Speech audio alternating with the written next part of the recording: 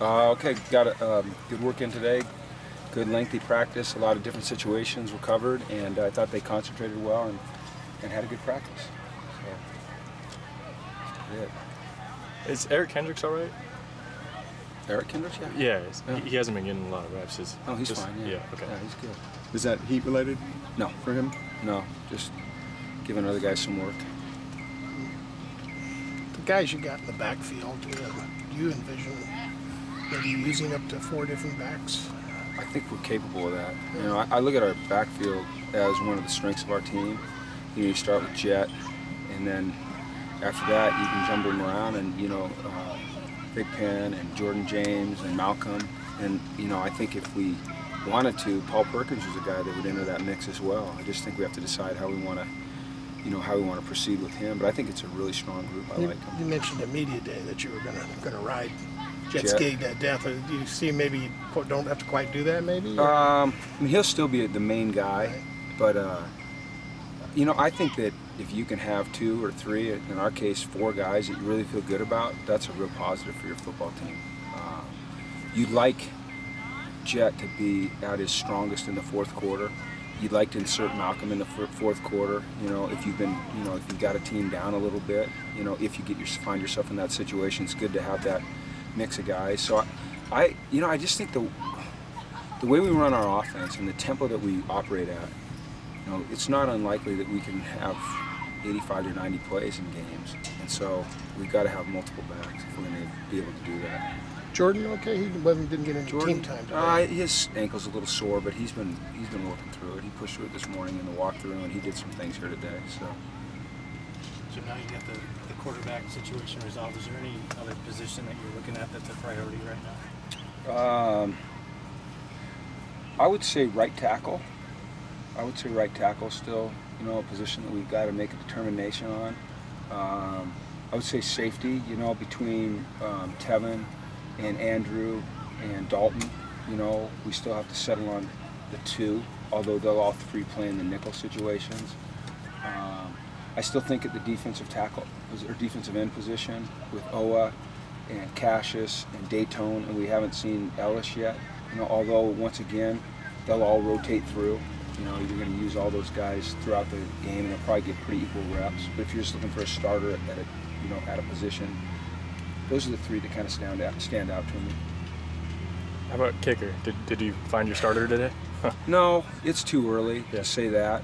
Although I'm impressed with the way Kaimi's kicking the ball. He asked for the 55-yarder. I wasn't going to give him one that far, and he asked for it, and then if he pulled it or pushed it, he missed it, and he wanted it again. He punched it through. So I really like his mindset. He's a tough-minded young man, and he'll do a good job for us if he's our starter. Can we start saying he's a starter? I mean, we're talking. I don't know. I mean, I would say that he's definitely the leader. I mean, we brought him in here on scholarship with the thought that he'd be our kicker. And then we brought Justin in because we'd heard a lot of good things about him. He hasn't disappointed either. But we would like, to make Kaimi the kicker if he earns the job, if he earns it. Do you have a battle going at nose guard too, or?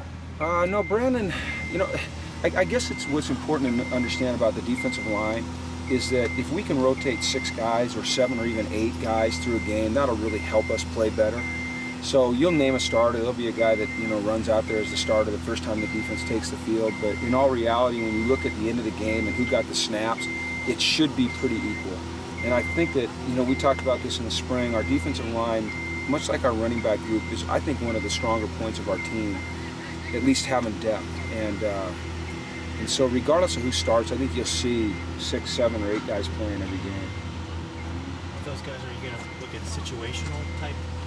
Yeah, I think both. I think what you'll do is you're always going to try to determine on 3rd down, who your best 2 inside rushers are and get them in there as much as you can. On 1st and 2nd down, if it's a traditional offense that's a little bit more run heavy in those situations or play action pass heavy, then you're going to get maybe a little more stout guy in there. But it could be by situation, or it could just be by rotation. I think that you have to look at your defensive line and say, are they all the same, or are they all built for something a little bit different? If they're built for something a little bit different, then you try to get them in those situations. Right now, I think that they're all probably more built the same than different. One guy who, and you know, I don't point guys out that often, but I'll tell you what, Cassius Marsh is an outstanding football player. I mean, you know, I know that his history here has been kind of up and down, but that guy is a really, really, really good defensive end, big-time defensive end. One of the better ones that I've been around. Did you get a chance to look at the quarterbacks today? It's a heavy statement, isn't it? The quarterbacks?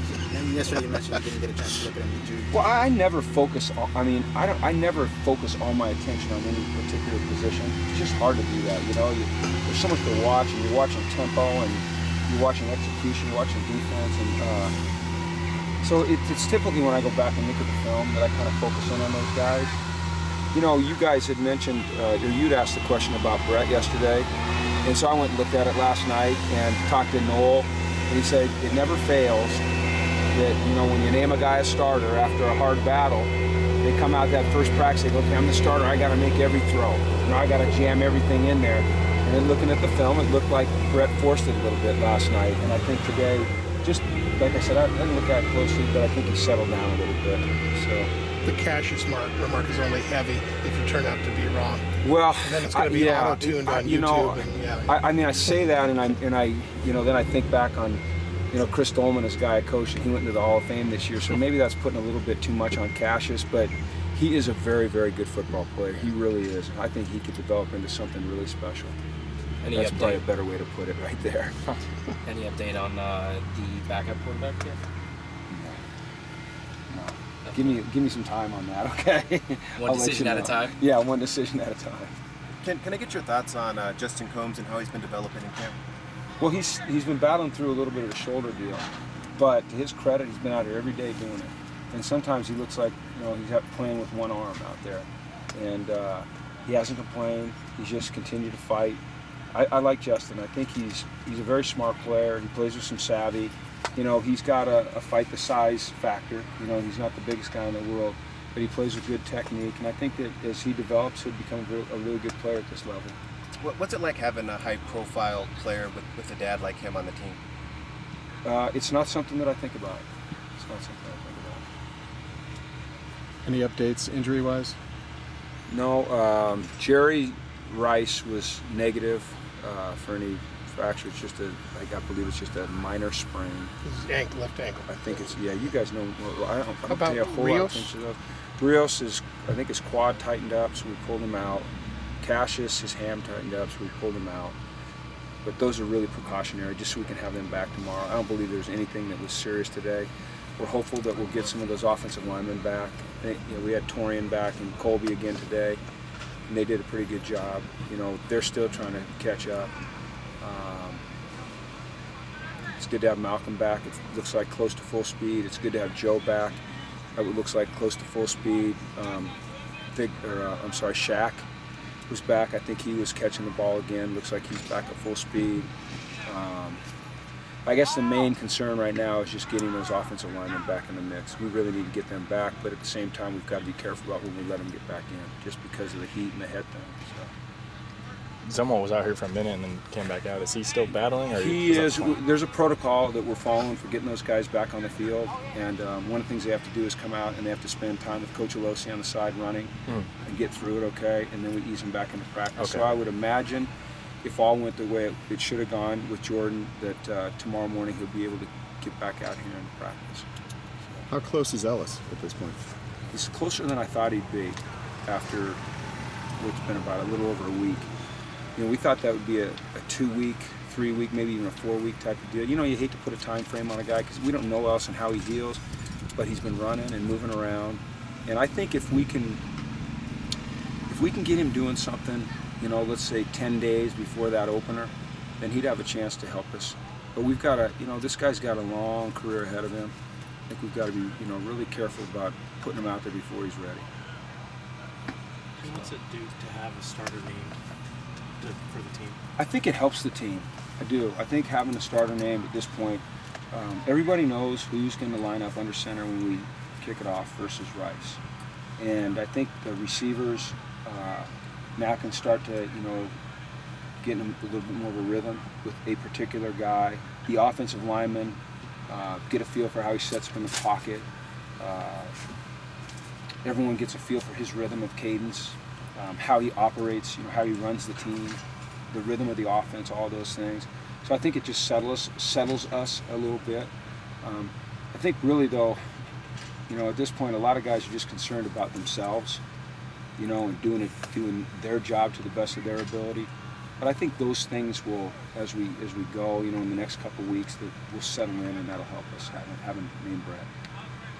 Can you get an update on Patrick Larimore too? Where is he, and do you expect him ready for the season, the start of the season? I'm not able to tell you one way or another. Patrick had a concussion a few days ago, and we're very careful with those things. And so when he's symptom-free and been cleared by the doctors, then we'll let him back out. And just can I get an update on Manfred, how he's been playing? I know he's had a good camp. Was that kind of a surprise for you, or just give me your thoughts on how he's been playing? Steven was kind of the surprise of the spring, and I think we've all kind of gotten used to him a little bit. But he's doing well. He's playing consistent. He's a versatile guy. He catches the ball well out of the backfield. We can use him as a running back to run the ball. He's a good pass protector. I think you'll see him a lot in our return game. I would be surprised if he's not, either our punt or kickoff returner or both, or at least in the rotation. We've got some pretty good guys that can do that for us. But he's a guy we like to see the ball in his hands.